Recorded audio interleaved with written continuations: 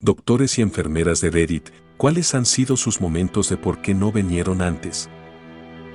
Antes de comenzar, les agradezco a todos los que han estado viendo mis videos y más a los que se han suscrito. Esto me motiva mucho a seguir haciendo más contenido para ustedes. Muchas gracias por los casi 100 suscriptores. Comencemos con los relatos. Soy técnico en imagenología y tengo 1.000.000 de historias como estas, ya que trabajo con pacientes vasculares y heridas. Una vez atendí a un hombre cuya pierna estaba completamente rota de lado a la altura del tobillo. Aún la tenía envuelta desde que salió del hospital y usaba la parte del muñón para moverse en su silla de ruedas, dejando pequeñas huellas de esponjas ensangrentadas por todo el suelo. Otro paciente con heridas graves en el tobillo y el pie dejó de asistir a sus citas de curación y tenía tanto miedo de quitarse las vendas que, cuando su pie comenzó a apestar, ya era demasiado tarde. Cuando lo vi, la piel prácticamente se había licuado. Y al inicio de mi carrera atendí a un hombre con heridas necrosantes en ambas piernas que ya habían llegado al músculo en varias zonas por debajo de las rodillas. Le pregunté desde cuándo estaban así y me dijo que alrededor de 2 años. La siguiente vez que lo vi, ya le habían amputado ambas piernas por encima de la rodilla. Solo diré esto, heridas en muñones, simplemente horribles. Cuiden sus pies, especialmente si son diabéticos y no sienten los golpes o raspones. Por favor, revísenlos con regularidad. Soy exparamédico, y una vez me llamaron para atender a un paciente que se había cortado la pierna mientras cortaba leña hacía aproximadamente una semana, y ahora decía que le picaba mucho. Era un señor mayor, vivía solo y no manejaba. Cuando llegamos a su casa y le desenvolvimos la pierna, que estaba horriblemente hinchada, descubrimos que había intentado cerrar la herida con pegamento instantáneo, y que los gusanos ya se estaban desarrollando dentro. La comezón que sentía era en realidad el movimiento de los gusanos retorciéndose bajo su piel. Un hombre llegó con la pierna muerta. Esperó hasta que se puso negra para finalmente decidir ir a urgencias. Intentaron hacerle una angiografía para restablecer el flujo sanguíneo, pero ya era demasiado tarde. Tenía varios coágulos en los pulmones y en las piernas, todo debido a una fibrilación auricular no diagnosticada, y no podía creer que le iban a amputar. Me preguntaba una y otra vez qué más podíamos hacer por él, y la verdad, lo único que podía decirle era, volver en el tiempo una semana atrás y venir al hospital justo cuando la pierna empezó a ponerse azul. Soy médico, quizá llegue un poco tarde con esta historia y probablemente se pierda entre los comentarios, pero atendí a un hombre de 65 años que había sido diagnosticado con linfoma 8 meses antes de que lo viéramos. Vivía a 1 hora de la ciudad y decidió no recibir tratamiento porque no quería manejar hasta allá, así que se quedó solo en su pequeña casa en el campo sin hacer nada. Y como no se trató, el cáncer se extendió por toda su piel, al punto que sus vecinos llamaron a una ambulancia. Cuando fueron a visitarlo, la enfermedad se había propagado desde su cabeza hasta las rodillas, ya comenzaba a invadirle los ojos y las membranas de la boca, no podía beber y apenas podía ver. Su piel comenzaba a desprenderse y estaba tan severamente deshidratado, por la cantidad de fluidos que perdía a través de las zonas abiertas de su piel, que tuvimos que tratarlo como a un paciente con quemaduras graves, incluso con intervención del equipo de cirugía plástica. El médico consultante dijo que, si hubiera recibido tratamiento, existía una posibilidad de que se recuperara, pero en lugar de eso, murió 3 semanas después. Esto pasa todo el tiempo. Personas que tienen un derrame cerebral severo en casa y de repente no pueden mover todo un lado del cuerpo, pero aún así esperan varios días creyendo que es gripe o algo parecido. No, no es gripe, solo un gran coágulo en el cerebro que pudo haberse revertido si hubieran acudido al hospital de inmediato. Alguien respondió, en los casos de un derrame cerebral, también puede ocurrir que la persona ni siquiera sea capaz de reconocer la gravedad de los síntomas o de darse cuenta de que las partes del cuerpo paralizadas son suyas. Y eso lo viví cuando fui supervisor de servicios de emergencia. Una vez atendimos a una paciente con síntomas clásicos de un derrame, parálisis repentina de un lado del cuerpo, pero aún podía hablar y se negaba rotundamente a ir al hospital. Por eso me llamaron a mí.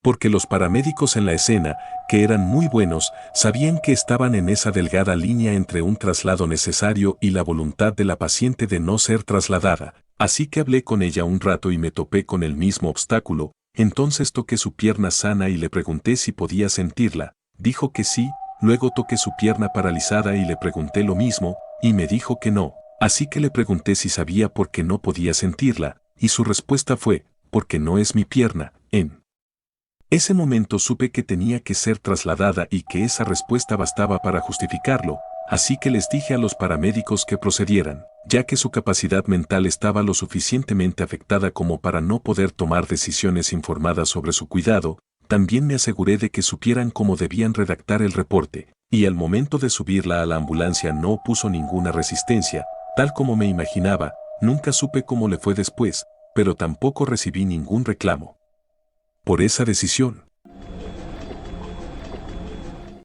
Hace años, cuando trabajaba como asistente de enfermería en una planta de oncología, ingresaron a un hombre porque llevaba varios días con una erección y ya no podía orinar. Su vejiga estaba a punto de reventar y sus partes íntimas, bueno, imagina un hot dog calentado en microondas, así de mal estaba. Pero nada de eso fue tan impactante como el hecho de que este hombre tenía un cáncer de piel no tratado en la nariz desde hacía años, que con el tiempo se infectó, desarrolló Staphylococcus aureus resistente a la meticilina y se extendió por toda su cara. No tenía nariz, ni mejilla, ni un ojo de un lado del rostro, y ya comenzaba a perder el otro ojo.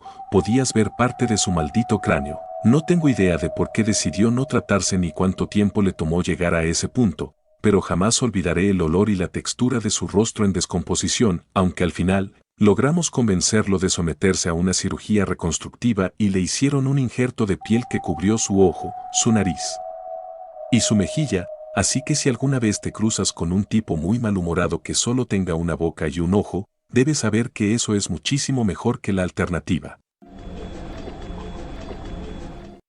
Esto me ha pasado varias veces, en realidad, pero una vez atendí a una chica que llegó un lunes, después de haber sido dada de alta del hospital el viernes tras dar a luz. Normalmente les decimos a las pacientes que eviten tener relaciones sexuales hasta que un médico lo autorice. Pero su esposo insistió e insistió tanto que esa misma noche del viernes ella cedió y lo dejó divertirse a sus anchas, lo cual terminó con algunos puntos quirúrgicos desgarrados y una hemorragia brutal que duró todo el fin de semana. Cuando llegó a la clínica tenía los labios y los dedos azulados, y su hemoglobina estaba en 4, cuando lo normal es entre 12 y 15, pero como no quería molestar a nadie, esperó hasta que comenzó a sentirse mareada todo el tiempo para buscar ayuda. Así que terminó de nuevo en el hospital, esta vez para una transfusión y una reparación, y como ya dije, no es la primera vez que veo algo así. Así que por el amor de Dios, si el tipo está rogando por sexo justo después de que acabas de tener un bebé,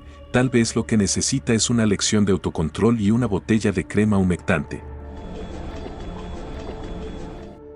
Una vez, una señora mayor llamó pidiendo una receta para analgésicos porque estaba convencida de que tenía culebrilla. Dijo que su vecina la tenía y que estaba segura de que era lo mismo, pero no había venido a consulta en casi 2 años, así que el médico le pidió que viniera a una evaluación antes de recetarle algo. Ella se negó y volvió a llamar al día siguiente pidiendo los medicamentos, y así estuvo toda la semana, llamando para pedir analgésicos y el doctor insistiendo en que tenía que verla primero. Finalmente aceptó agendar una cita, y no era culebrilla, era una ulceración cutánea provocada por un cáncer de mama en etapa avanzada. He visto varios casos a lo largo de los años que generalmente entran en la categoría de si no me lo diagnostican, entonces no puedo tenerlo o no pensé que fuera tan grave. Como estudiante de medicina recuerdo a una señora mayor que tenía un seno necrótico y a punto de desprenderse, y esto había ido empeorando durante varios años, pero mientras no le dijeran que tenía cáncer de mama, para ella no existía esa enfermedad. En la otra categoría he visto varios casos de gangrena de Fournier. Básicamente hombres diabéticos obesos que comenzaron con un simple grano o llaga en la región púbica y cuando llegan al hospital ya tienen una infección tan agresiva que el tratamiento consiste en extirpar todo en la zona púbica y la ingle hasta llegar al músculo, y esa pequeña llaga no parecía gran cosa al principio. Alguien respondió: perdí a una amiga mayor por esa mentalidad hace muchos años, a pesar de que 6 de sus 7 hermanos habían muerto de algún tipo de cáncer reproductivo o genital. Ella nunca se hizo una citología y siempre ignoró un dolor que comenzó en la zona del útero y se extendió hasta la parte baja de la espalda. diciéndonos simplemente que tenía ciática. No fue hasta que el cáncer cervical literalmente comenzó a salir de su cuerpo que admitió que algo andaba mal y después del diagnóstico se rindió por completo, se negó a comer y todo terminó en un par de semanas. Era una mujer excepcionalmente testaruda.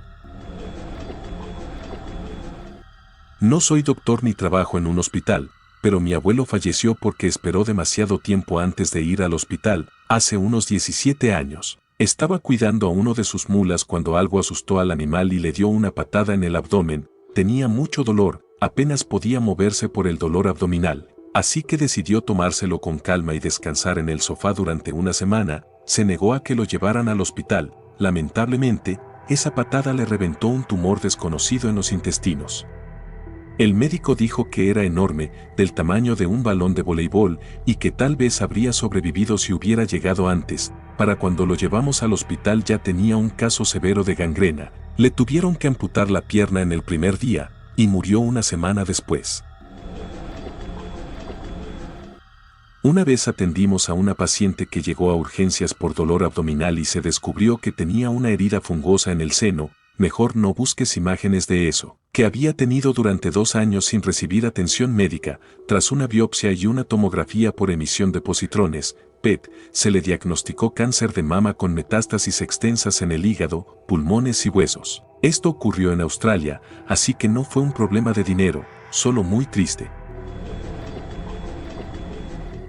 Soy médico y mientras trabajaba en urgencias atendimos a un hombre mayor, posiblemente de unos 70 años, que varios días antes de llegar había tenido un dolor intenso y súbito en el pecho acompañado de vómitos mientras cargaba las compras en el coche. Lo ignoró y se esforzó para llegar a casa, pero al día siguiente empezó a perder el uso de ambas piernas y cuando finalmente llegó al hospital había estado arrastrándose por su casa durante varios días porque pensaba que mejoraría por sí solo. Había sufrido un evento cardíaco grave que generó un coágulo que el corazón bombeó hacia abajo, donde se partió en dos y bloqueó el flujo sanguíneo a ambas piernas. Literalmente tenía las piernas muertas.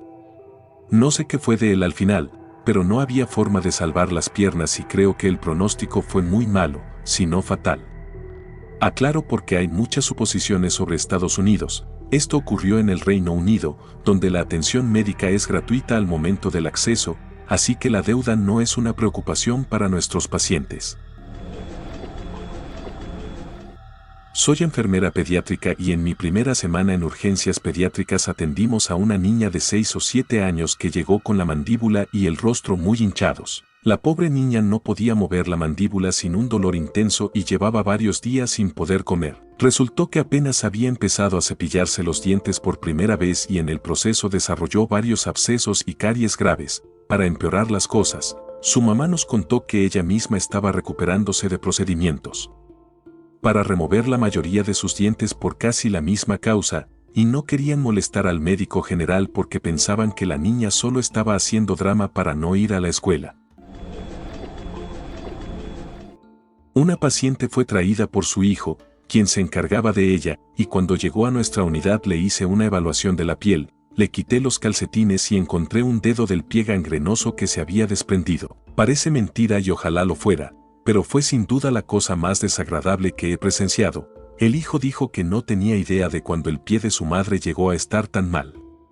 Sin palabras, alguien respondió, cuando leo gangrena, pie diabético u osteomielitis en el historial médico de cualquier radiografía de pie y el paciente trae calcetines puestos, no se los quito. La imagen sale bien con los calcetines puestos, y normalmente el olor te alerta sobre qué tan grave está, además de si se ve húmedo. No quiero quitar los calcetines para descubrir que se van a desprender pedazos de piel junto con ellos.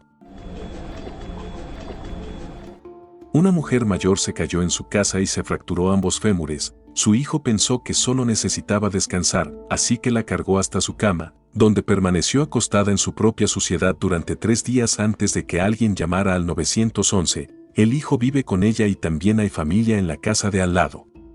¿Cómo? ¿Por qué? No soy doctor, pero tengo una historia personal. Me enfermé muy rápido sin darme cuenta de la gravedad.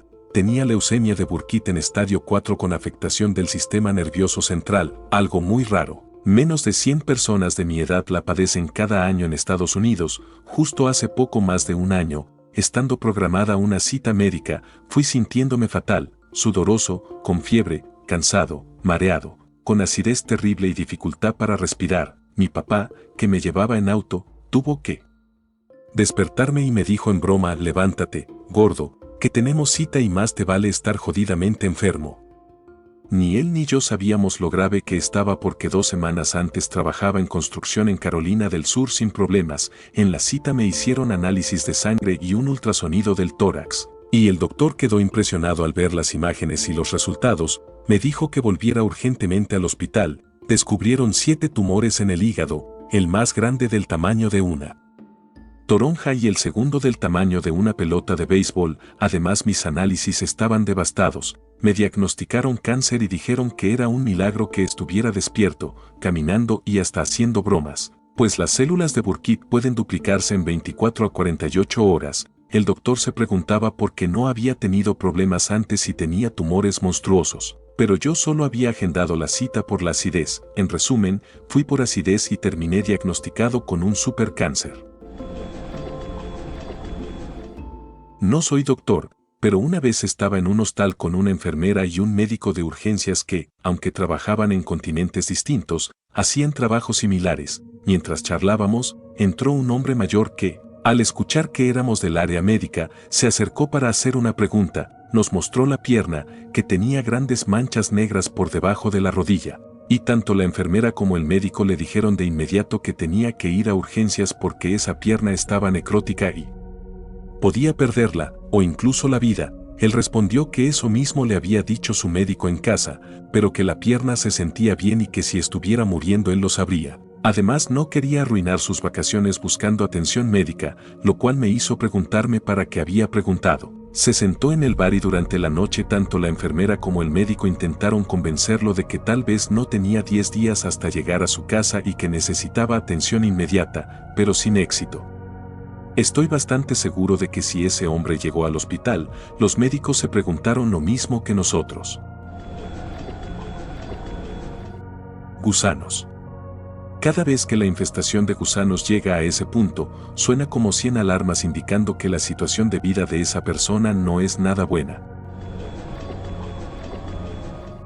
Trabajo en ortopedia y algo muy común es que se le diga a un paciente que debe regresar para seguimiento dentro de la semana. Nos gusta revisar fracturas entre 5 y 7 días, pero el paciente llama el 6º día diciendo: me rompí algo y necesito que me vean mañana. Esto es frustrante porque rara vez podemos atender al paciente al día siguiente, y si hubieran llamado el mismo día o al día siguiente, seguro podríamos haberlos visto, pero mi momento número 1 de por qué no viniste antes fue cuando recibí la llamada de un paciente que se había fracturado el antebrazo hace 2 meses y nunca volvió para seguimiento. Le di cita, no asistió, reprogramé y volvió a faltar. En la segunda reprogramación llegó con una deformidad muy evidente en el brazo por la mala consolidación de la fractura. Si simplemente hubiera venido antes, no habría sido problema. Me sorprende que haya pasado casi 3 meses sin recibir atención. Alguien respondió: mi papá era médico, lo cual tiene algo que ver con esta historia.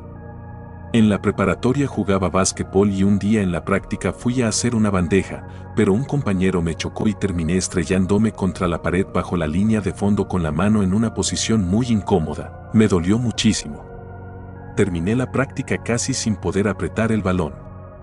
Llegué a casa y le pedí a mi papá que revisara mi mano porque sentía que era algo más que un simple esguince. Me hizo unas pruebas rápidas y dijo que no podía estar rota porque si fuera así no podría resistirla sin gritar de dolor, así que dijo que era un esguince fuerte. Practiqué y jugué 2 semanas con dolor. Después de un partido le dije a mi mamá que me dolía mucho la mano y que necesitaba ver a un doctor. Una radiografía después, resultó que me había fracturado la mano justo en el ángulo donde la golpeé y jugué con la mano rota durante 2 malditas semanas. Me pusieron un yeso y perdí la temporada. Hasta ahí todo bien, ¿verdad? No.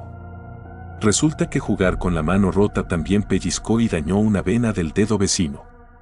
6 meses después, cuando seguía con dolor, fuimos con un cirujano y me diagnosticaron necrosis avascular en la articulación del nudillo. Tuve que me raspasen el hueso y me injertaron hueso nuevo para salvar el dedo. Además, no pude volver a jugar fútbol americano porque la articulación debilitada podría aplastarse fácilmente y eso implicaría amputación.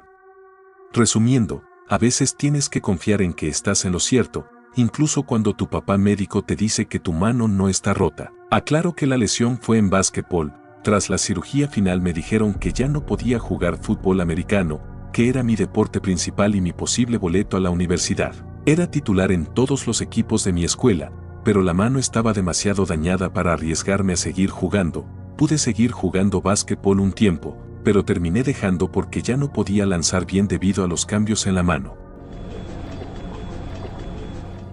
Mi prima es asistente de patología y me contó que tuvo que diseccionar un testículo que pesaba 11 libras, resultó ser cáncer testicular. Alguien respondió, muchas veces, jóvenes llegan quejándose de una tos que no desaparece, normalmente el doctor pregunta si alguno de los testículos está inflamado y el chico responde bueno, sí, ahora que lo mencionas.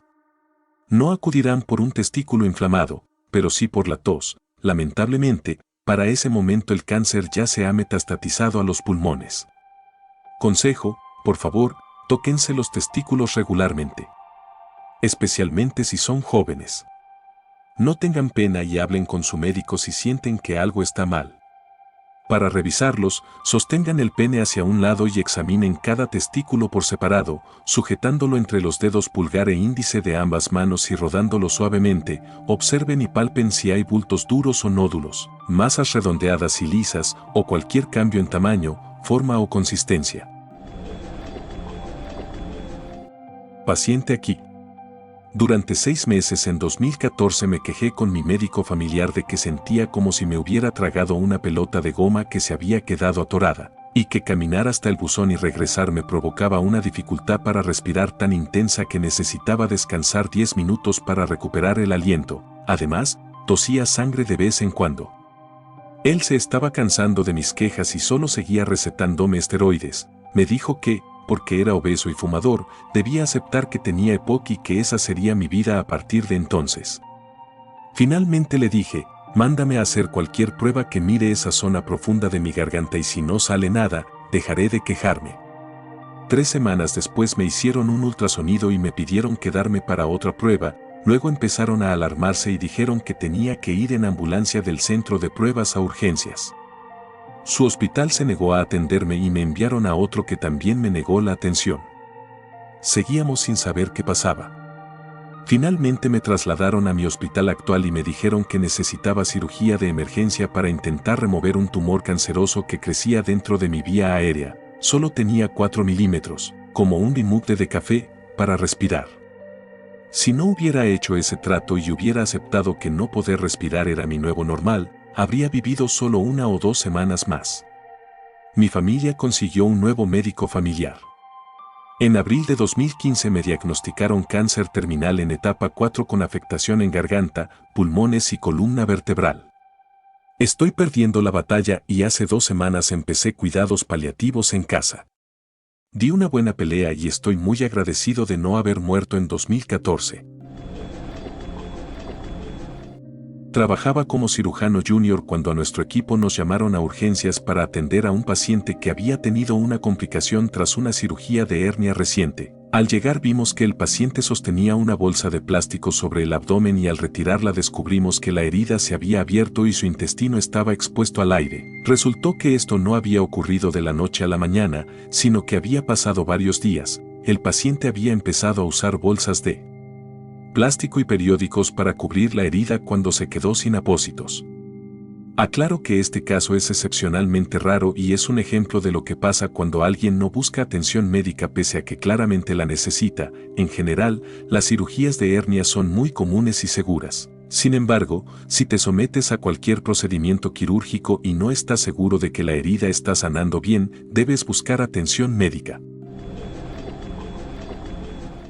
No soy doctor ni enfermera, pero trabajé como asistente en un consultorio médico, un paciente habitual, muy amable pero con una lucha constante contra el alcoholismo.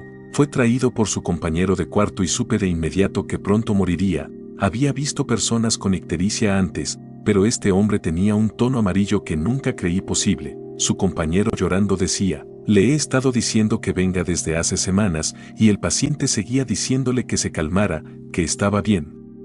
Completamente en negación, lo ayudé a llegar a la sala de examen y cuando entró el doctor me pidió que llamara a una ambulancia de inmediato. Unas semanas antes no habría cambiado mucho, pero quizá el final pudo haber sido un poco más llevadero para él. Murió 7 días después en el hospital. Me afectó mucho porque lo conocía desde hacía años, a veces llamaba sobrio, otras totalmente incoherente por la borrachera, pero siempre fue amable. Gracias a todos los que compartieron historias similares sobre seres queridos con problemas de alcoholismo, he leído cada comentario y me sorprende cuántos conocen a alguien con historias parecidas. Algo tiene que cambiar en la cultura del consumo de alcohol.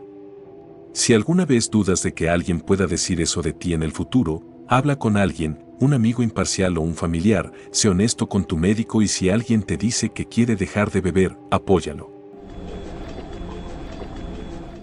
Mi novia trabaja como cuidadora y recientemente me contó que se le resbalaron las pantuflas de un paciente y le dijo, no sabía que habías perdido los dedos de los pies, a lo que el paciente respondió, pues no los había perdido hasta que me quitaste la pantufla, querida.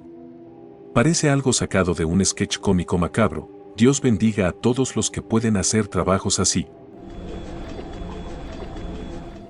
Historia de mi cuñada, que es enfermera. Un joven llegó a urgencias con una infección sinusal que había dejado avanzar hasta el punto de que se había comido el cráneo y había llegado al cerebro. Le dijeron que la infección había comenzado varios meses antes y que él no quería ir al médico, solo hubiera necesitado 10 días de antibióticos en pastillas, pero no lo llevaron hasta que estaba inconsciente y murió pocas horas después. Soy médico de urgencias. Un agricultor de unos 70 años llegó a regañadientes acompañado de su esposa después de haberse caído una semana antes mientras intentaba controlar a una oveja. Él no quería venir pero su esposa, preocupada, lo obligó. Al examinarlo estaba pálido, con falta de aire y claramente con dolor en todo el lado derecho del pecho, aunque no quería demostrarlo. Las radiografías y análisis de sangre mostraron que tenía varias costillas rotas, un pulmón perforado, estaba sangrando profusamente dentro del pecho y presentaba anemia severa. Tuve un paciente que llegó diciendo que no podía ver. ¿Desde cuándo le pasaba? Desde 5 días. El hombre había estado ciego 5 días y no vino porque pensó que podría ser como un resfriado o algo así. Durante el examen, cuando le pedí que moviera las piernas, dijo, oh, no puedo hacer eso. Le pregunté cuánto tiempo llevaba sin poder mover las piernas o caminar y su esposa intervino, unos 2 años. Nunca consultaron a un médico, solo pidieron prestada una silla de ruedas a un amigo y la usaban para moverse. Resultó que había tenido múltiples accidentes cerebrovasculares con varios factores de riesgo que nunca atendió. Dado lo poco consciente que parecía estar de su condición, sinceramente me dio pena, no tenía seguro médico, así que seguro eso influyó en que evitara buscar atención. No fui yo, pero mi hermano es técnico en emergencias médicas en un almacén. Recientemente llegó un hombre a su estación diciendo que algo le pasaba en un dedo del pie, así que le pidió que se quitara el zapato, cosa que hizo. Mi hermano estaba a punto de pedirle que se quitara el vendaje del dedo gordo, pero se dio cuenta de que no era un vendaje, era piel. Al parecer, ese hombre se había caído encima una caja de 20 libras una semana antes y había seguido yendo a trabajar. Lo enviaron al médico, quien lo remitió a urgencias. El diagnóstico fue infección de tejidos y osteomielitis, infección ósea. Pero eso no es todo. El hombre volvió de urgencias y le dijo a mi hermano que no quería pasar por el doctor de urgencias, que prefería usar su propio seguro. Mi hermano le explicó lo mejor que pudo que probablemente perdería el dedo y que si seguía esperando para tratarse, corría el riesgo de perder toda la pierna. No sé qué pasó después, solo espero que haya entendido la gravedad. No soy doctor, solo un estudiante en práctica. Durante la pandemia, un hombre con antecedentes de problemas cardíacos sufrió un infarto con dolor típico en el pecho. Luego presentó síntomas de insuficiencia cardíaca, que reconoció porque ya le había pasado antes, pero aún así esperó varios días porque le preocupaba ir al hospital durante la pandemia. Finalmente, la situación empeoró mucho, no podía respirar por el líquido acumulado en sus pulmones y acudió a urgencias, donde fue hospitalizado.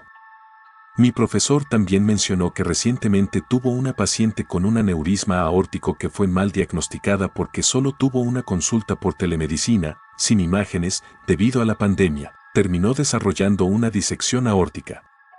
Aclaro, la paciente fue vista primero en otro hospital, pero vino a nuestra institución para una segunda opinión. Ella hizo todo bien, el error fue del hospital externo al no realizar estudios por imagen. La pandemia de COVID-19 está perjudicando a quienes se enferman, pero también a todos los que no reciben el tratamiento necesario porque evitan los hospitales. Ok, no soy doctor, soy el idiota que no vino antes.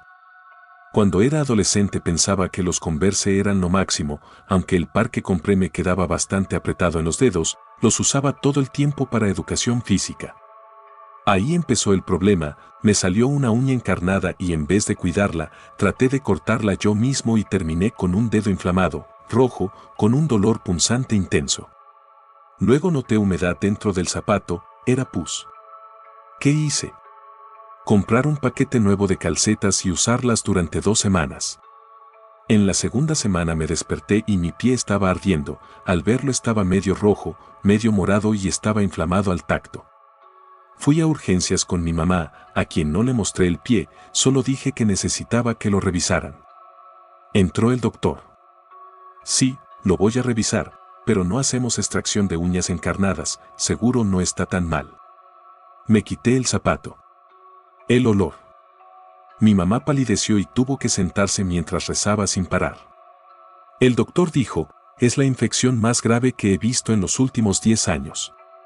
Voy a buscar el equipo, tenemos que sacar esta uña y ponerte antibióticos fuertes ya. No juegues con las uñas encarnadas.